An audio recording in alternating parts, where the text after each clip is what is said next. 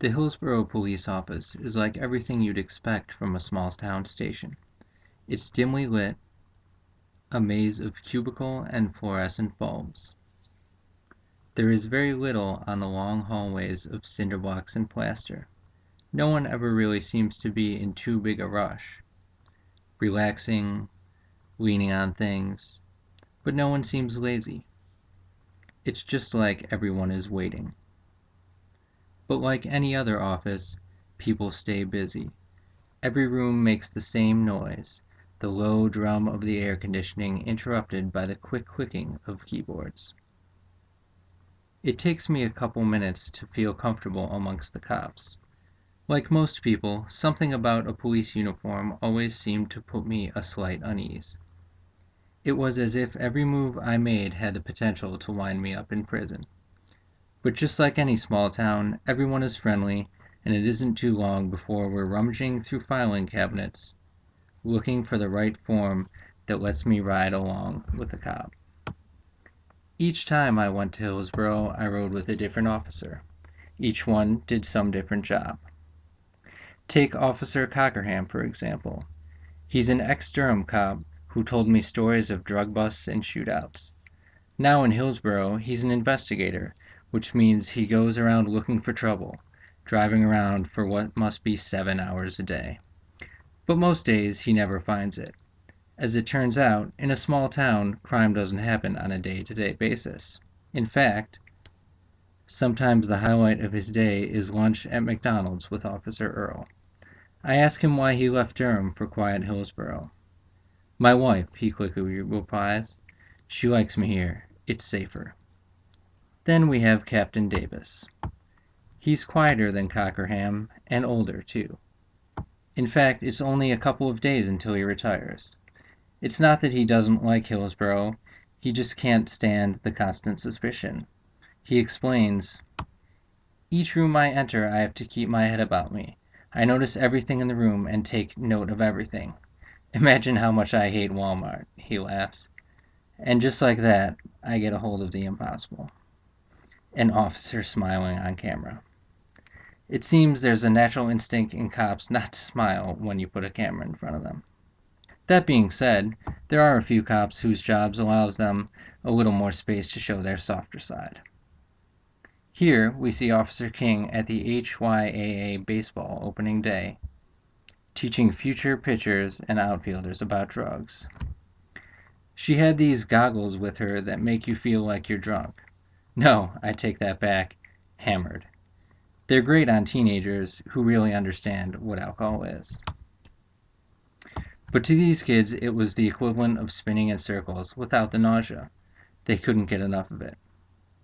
They would dip and dive and spin and laugh. It was the most enjoyable thing I'd seen in a long time. They'd be a little woozy afterwards, but they'd always come back for more. I asked King if she'd rather be out patrolling, but she simply stared at me and smirked back, "Why?" I enjoyed myself so much at the HYAA that I joined her again for another community event. This time, her and two other officers were teaching middle school children traffic safety at what they called the bike rodeo. The children had been studying already, so it didn't take long to go through the basic hand signals. However, it was just long enough to have a little fun with the motions. An officer walked right into the crowd of school kids and pretended to be one of them. "It's all about enjoying yourself," he smirked. Less time on signals meant more time on bikes. And after a few bike alterations, the 30 seconds it took to hand out sanitary caps and some quick helmet adjustments, each kid had his own bike. Lined up like marathon runners before the opening gunshot, they sat posed, staring at the open gym floor before them. With the help of a local gym teacher, the officers helped each student around the course they had set up.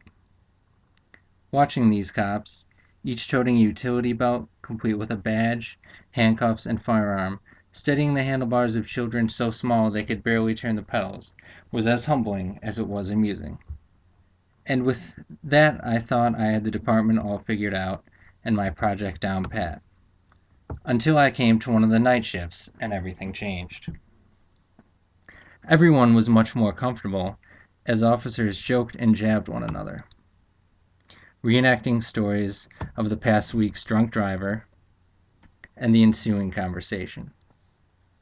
After hearing the stories, I couldn't wait to get out on the road. Officer Matthews offers to take me along, and he shows off his new cruiser to me, and I can tell he takes pride in his car.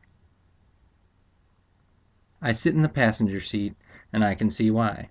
The importance you feel as you stroll along at night is exhilarating. The dashboard looks more like the cockpit of a battlecruiser than a car.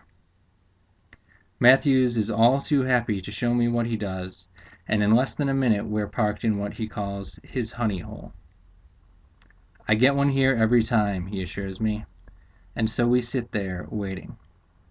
In fact, it seems that all that was missing were the fishing poles as we shoot the breeze in some gravel driveway rather than a slow-running river.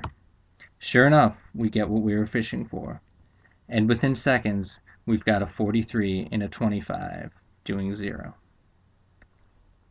I can't help but feel partly responsible for the catch, which leaves me with mostly pride, but a little guilt. Poor guy's whole night is ruined. But I can wrestle with my conscience later as we pull up to one of those Taco Bell KFC combo shops, a favorite of the night shifts. The stories pick up right where they left off an hour ago back at the station, as each cop takes down his share of fried chicken and tacos. And so my night is almost over, but before Matthews drops me off at the station, he says he's got one more stop to make.